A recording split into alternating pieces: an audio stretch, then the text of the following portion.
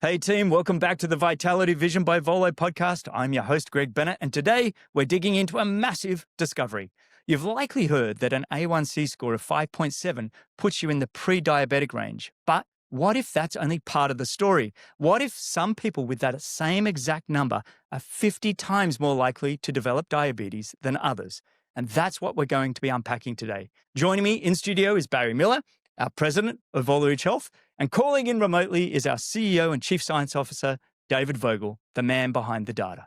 So let's dive into what A1C isn't telling us and why we need to look beyond A1C at the hidden predictors of diabetes risk.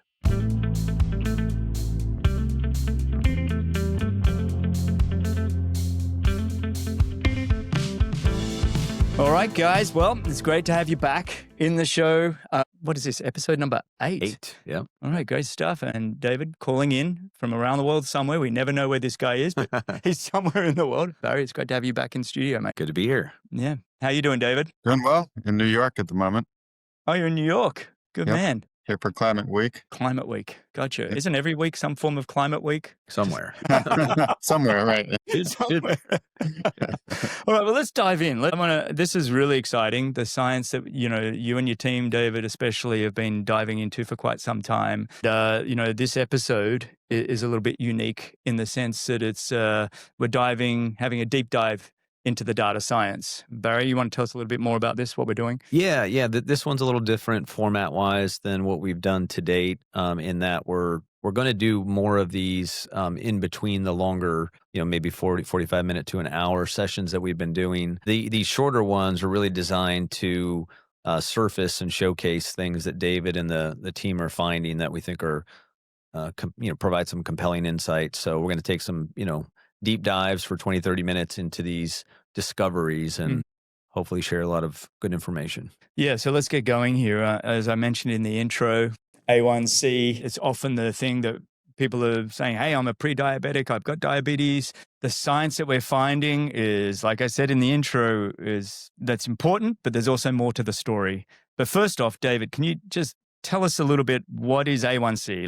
Let's bring people up to speed that are listening. Yes, A1C is sort of like a measure of your average blood sugar over the last 2 to 3 months. There's certainly a more technical biological definition, but it's a better measure of how high your blood sugar's been than just, say, doing a finger prick and getting one point in time, since it does fluctuate a lot throughout the day. So what are your guys' A1C? Do you guys know your results off the top of your head? I don't have mine in front of me, but... Yeah, I'm relatively high, like 5.5. So this episode is made for me. And David, what are you typically? I'm a 5.5 as well. Yeah. And one of the things that inspired this was, again, I noticed as I worked out a lot more and more intensely, I felt healthier, but the A1C sort of crept up. And so I was a little skeptical that you had to be extremely low, like under 5.0 to be healthy.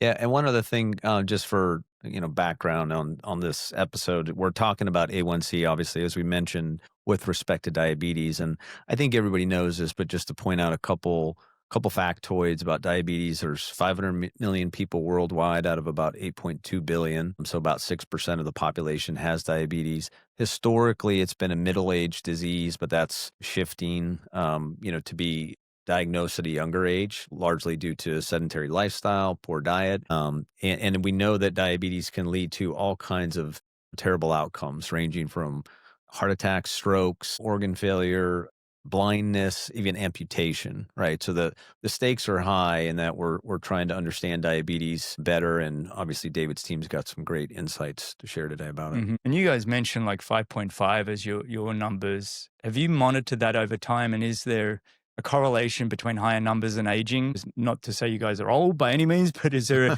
a correlation that you've found, David, in aging with a higher A1C? There is a correlation. It will, on the average, A1C will climb steadily, at least 40 to 70 in our data.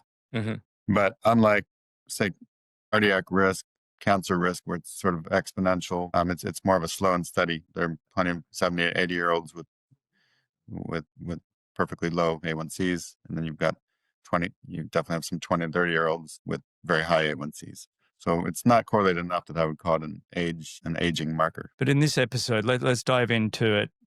You and your team, you pulled 28,000 people from the UK Blood Biobank that all had the exact same A1C, 5.7, 28,000 people. I'm just curious, what did you find? What stood out to you? Well, I guess first of all, the reason I chose 5.7, basically diabetes is loosely defined as having an A1C of 6.5. And that's a result of chronically elevated blood sugar. And that can encompass all different types of diabetes, even though we're focused on type 2 for purpose of this episode. So because that's the definition of diabetes at 6.5, it was decided, probably a consensus in the medical industry that, in the medical field, that 5.7 would be a good threshold for defining prediabetes. And so 5.7, an A1C of 5.7 could draw a diagnosis of prediabetes, which means you don't have diabetes yet, but you're at higher risk. You're at this elevated risk group and you're heading toward diabetes. So that's sort of the implication. So that's why we chose 5.7. And we said, well, let's take the subset of our 500,000 people in our database and look at the people with exactly 5.7. And let's see if we can separate them into healthy 5.7ers and unhealthy 5.7ers. And I think for purpose of this episode, we'll use the term 5.7er as somebody with a 5.7 A1C. And the healthy and unhealthy did they have diabetes as an outcome? Is that a proper way to define it? Exactly. Because one thing we saw in the data was that A1C wasn't the only predictor of diabetes, that there are many other major predictors. And there are people with 5.7 A1C where the other predictors are horrible, and there's ones where the other people with the same A1C who have great biomarkers. And so with this database, we could actually see which ones actually got type 2 diabetes over the next 15 years. So let's dive into this then. So you're saying this is really interesting because if you have this cohort of people and then we've looked at the A1C and then we're saying, hang on, there's more to it.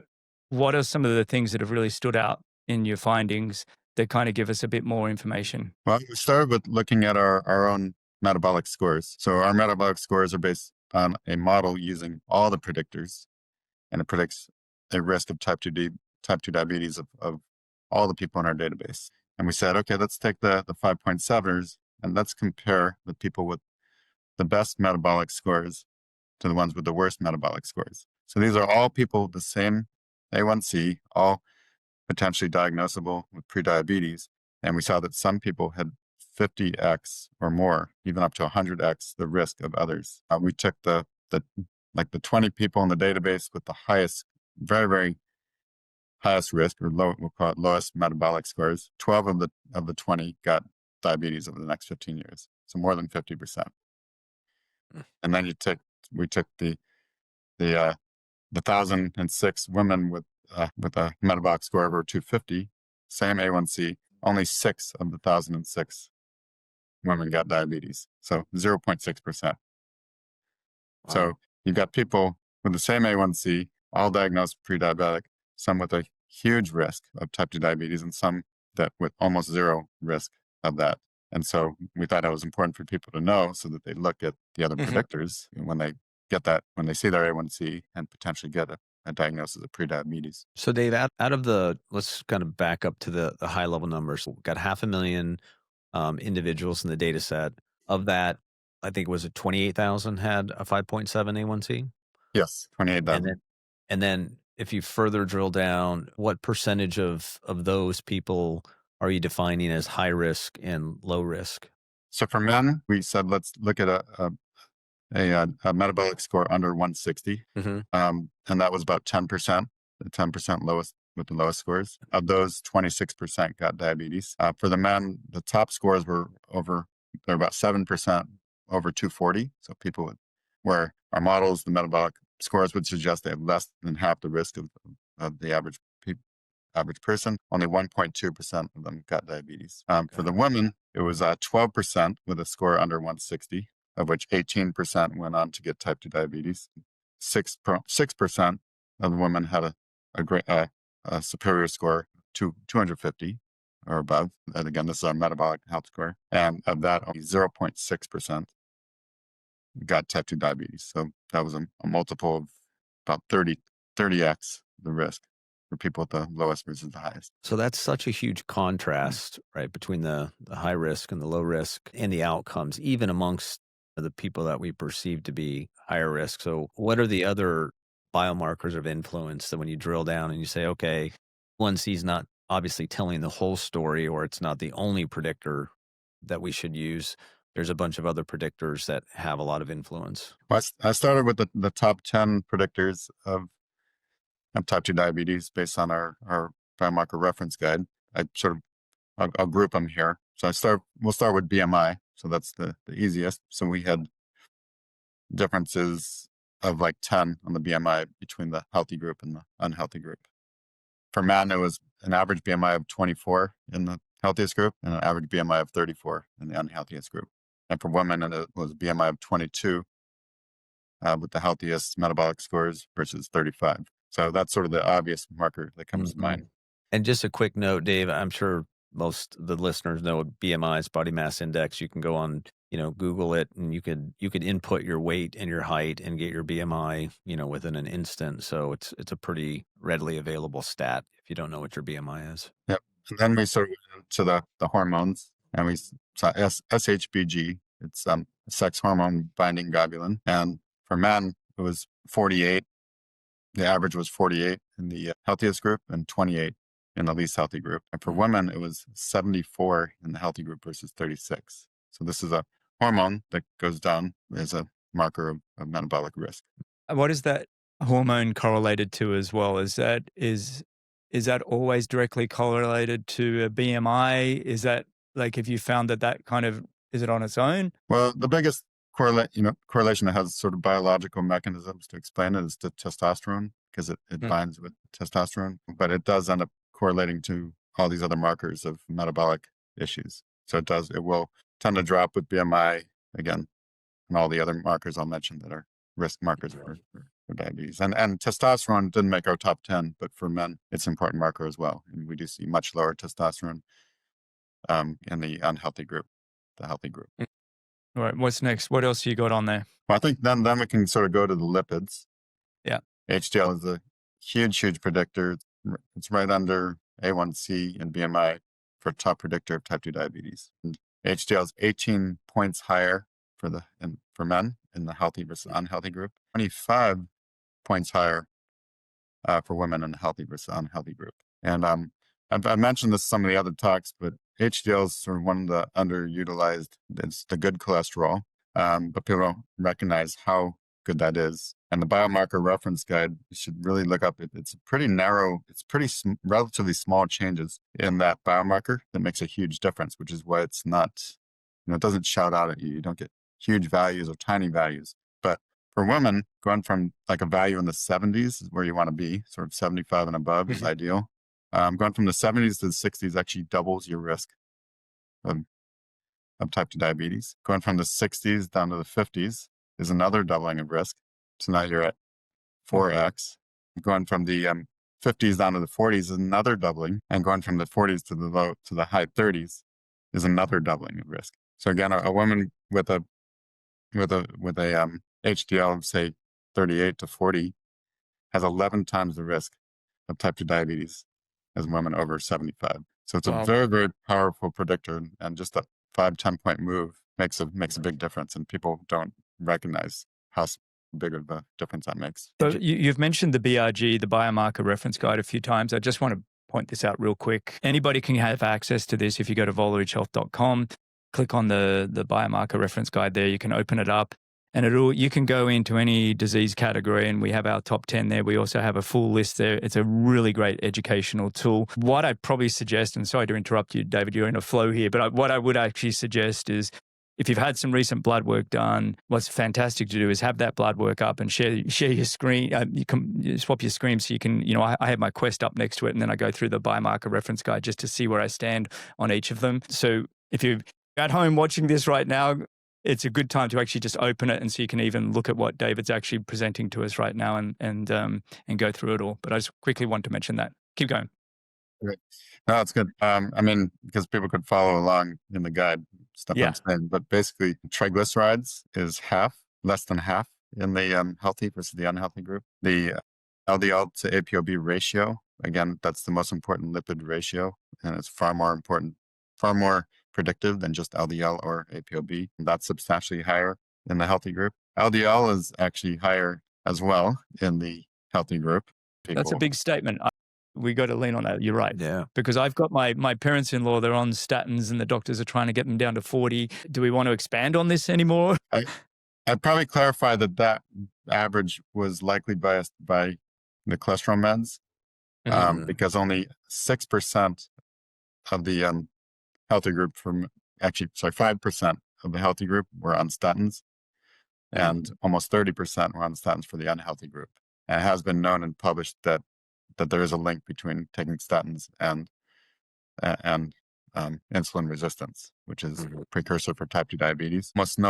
Almost nobody in the healthy group is on a statin. If you actually remove those people, then the LDL is pretty close, pretty similar. The average LDL between the between the So the healthy group group had an LDL of 146.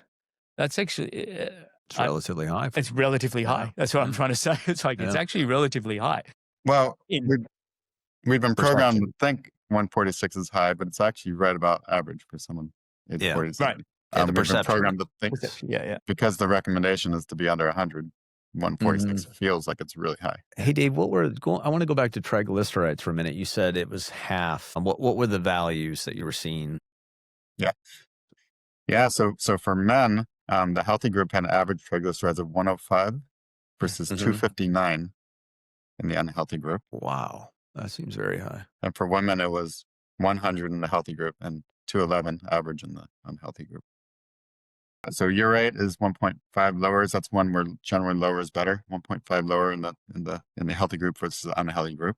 So that's a measure of one of the many measures of kidney function. ALT is 21 points lower for men, 11 for women. So bigger difference for men. ALT, when it's high, is a indicator of fatty liver, which mechanistically it makes sense that would be linked to higher risk of type 2 diabetes. GGT is less than half in the healthy group versus the unhealthy. That's another measure of liver function. It's one of the top predictors of mortality also, not just diabetes. And cystatin C was predictive of all diseases. It wasn't in the top 10 here, but it was notably lower in the healthy group than the. Dave, did that surprise you out of curiosity? The cystatin C is not showing more influence in this comparison?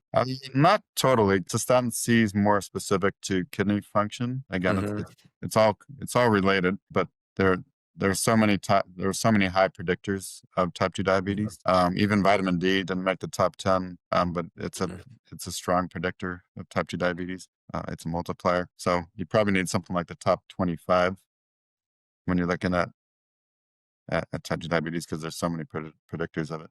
Dave, did you mention CRP yet? I know that's an important biomarker for many areas of health. CRP was going to be the last area, and that's a measure of inflammation. And so it's a top predictor for heart disease as well. And you tend to see it rise for people with metabolic condition. For men, we're talking value of 2.2 versus 3.9 in healthy versus unhealthy. And for women, the unhealthy have a CRP of 6.0, which is very high in chronic inflammation, versus a 1.3 for the healthy group.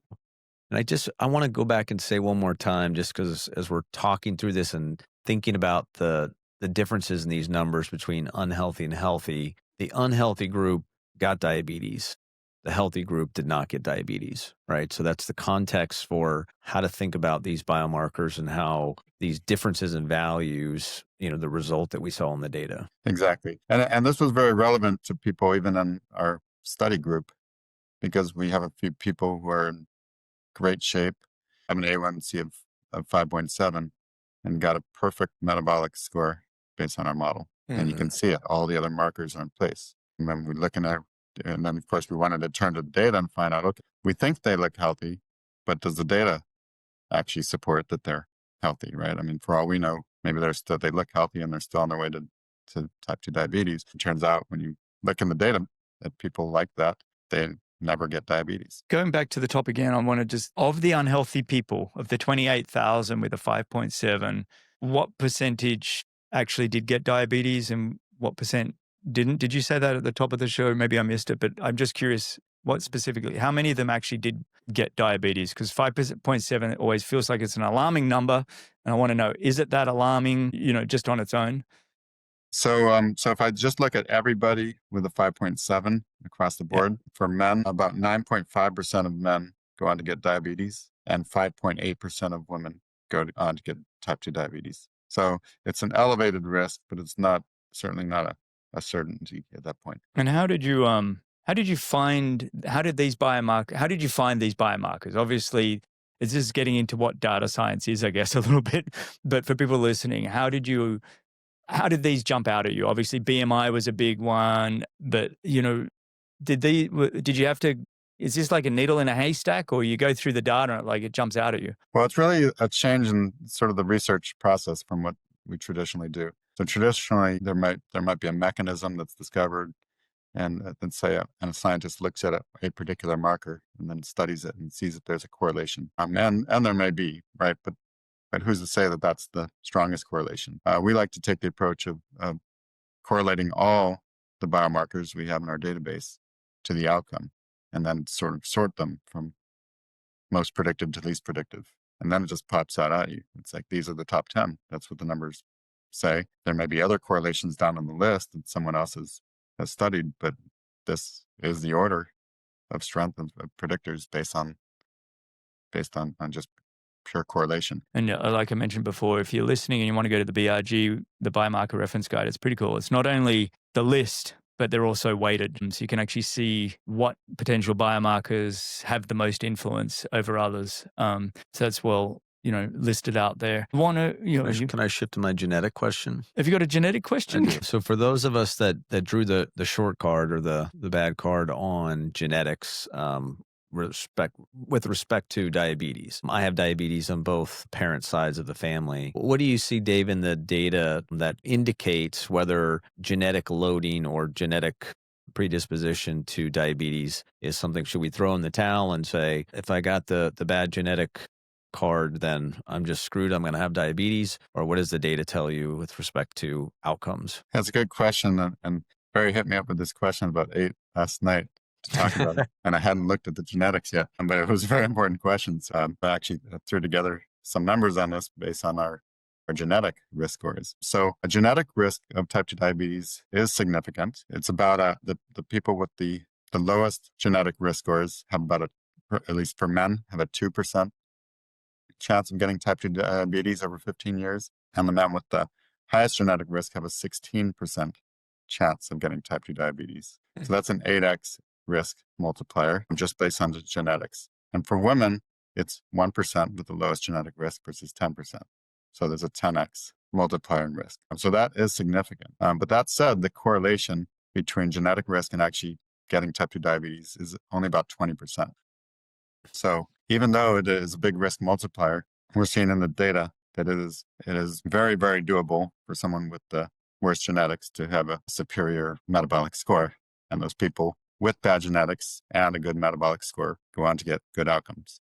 Mm-hmm. So the score still works. It's not additive. You're more likely. So if you have a metabolic score over 240 for men or 250 for women, which we're calling like a good healthy cohort, you're no more likely to get type 2 diabetes because you have bad genetics. It's not additive, but it just makes it harder to get that score. And so we actually did ran some percentages on this. I'll read those off to you. For men with the best genetic, like the lowest genetic risk, type 2 diabetes, they're 50% likely to be in that healthy group, versus men with the worst genetics. And there's a whole scale of that. They have about 22% chance of being in that healthy group. So yeah, they do have less of a chance, but they really only have to be healthier than, say, 75 to 80% of the people. And that's so not net. Keep working out, keep eating healthy. Lifestyle, do all the epigenetics. lifestyle things. Yeah. Don't throw in the towel. Don't throw in the towel. It's not over, Barry. Exactly. Hang in there, buddy. For women, it was pretty similar to 51%. Yeah. Got the healthiest, we're in the healthy group, versus 25% with the worst genetics. But when you think about it, it doesn't take that much to be healthier than 75 to 80% of people. Because when you look at majority of people eating terribly, not exercising. It does take a little more of an effort, but it's very, very doable. You don't have to be a professional athlete. You just gotta No. When we say trained. exercise, I do want to reinforce that. I talk to so many people that are trying to get healthy or, wanting to make a change in their life. And, there's even been somebody in this company where, they went and got a trainer that just absolutely belted them. They did like this massive hard workout. And I'm saying, no, that's not. Just start by walking in the morning for 10 minutes, walk after lunch for 10 minutes, walk after dinner for 10 minutes. Start there. Do that for a month. Just move. The point is we've become a society where we all sit for long, long periods of time, and the body doesn't like that. We're born to move. We're born to walk. We got to keep moving. And so when you hear us say exercise, we're not saying join Barry's CrossFit class or join David, on your hardcore workouts. We've been building up over a long period of time for people that want to make changes, that want to take a little bit more action on their health. Small steps. Just get walking a little bit. We've talked about having CGMs on your arm, glucose monitors, understand what you're putting into your body. Just get moving a little bit and then get some decent sleep. But, I think sometimes just people get like, oh my God, I got to get flat out working out here and be a professional athlete. It's like, no, not at all. That's actually unhealthy. I've been on that one as well. It's not good. So just going back to the data, just to make sure that resonates with listeners, Dave, that you have about half the chance of being in the healthy cohort if you have bad genetics, let's call it, than other group that has good genes. They have a little better chance of being in the healthy group, or a lot better depending on how you look at it. So about 50%. So if you have bad genes, if your parents, grandparents have had diabetes, you should be as active as anybody you know if you're trying to get into that healthy group. Yeah. And again, it's not like 1% or 5%, right? I mean, it's 20 to 25%. So you can, it's very doable. You don't have to be elite to get there. Super. Well, look, this is why we're building our Volo scores. This is why, David and his data science team are doing this to give people a great education about their health, really diving into the deep data here. This is what this episode's about, is actually saying, hey, when you get your blood scores, don't just take one biomarker and think it's all over or you're all fine. We're trying to say, hey, there's more to it. We're very much these scores that you guys are developing are a very holistic view of the human body, and that everything works together, that all these organs are working together. And the Volo scores that we're working on to bring out to the world here are really to give people a really great guide on taking more sort of ownership of their health and more understanding. I think this is brilliant. I really do. And congrats, David, you and your team on, really diving into the data here. It's very cool. Thank you. All right. It's a good wrap. This is a good wrap. Cheers, guys. Very cool.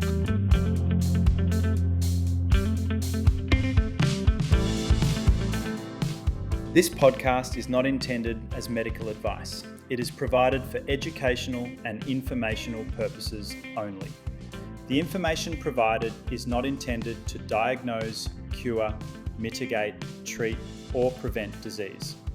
Always discuss your health condition or any information presented herein with your healthcare provider.